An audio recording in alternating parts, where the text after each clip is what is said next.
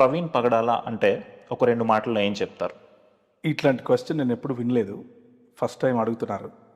అయితే అంతరంగం అనే ఈ సిరీస్లో నన్ను కూడా మీరు ఇంటర్వ్యూ చేయాలనుకోవటం, నా గురించి తెలుసుకోవాలనుకోవటానికి నేను చాలా సంతోషిస్తున్నాను.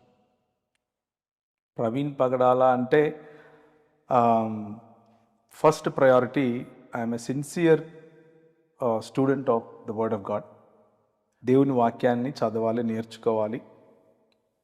దేవుని వాక్యంలో దేవుని రాజ్యం గురించి ఏం చెప్పింది అన్న విషయాన్ని నేర్చుకోవటానికి, దాన్ని 10 మంది దగ్గరికి తీసుకెళ్ళటానికి, అలాగే దేవుని రాజ్య విలువల్లో బ్రతకటానికి ప్రయత్నం చేసే ఒక మామూలు మనిషిని.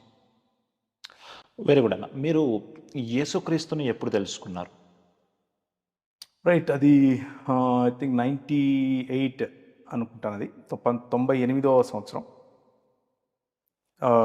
బాగా నేను అందరి మాదిరి టీనేజ్లో ఎలాగైతే అందరూ ఉంటారో అలా ఉన్న సమయంలో హైదరాబాద్లోనే ఒక యూత్ మీటింగ్కి వెళ్ళాల్సి వచ్చింది.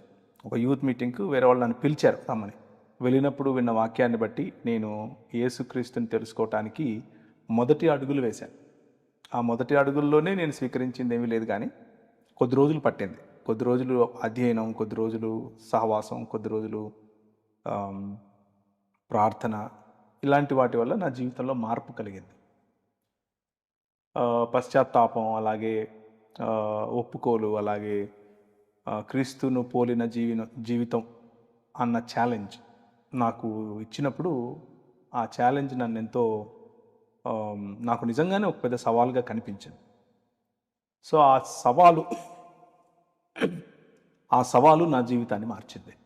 సో నేను అప్పటి నుంచి క్రీస్తు అనుచరుడుగా ఉన్నాను.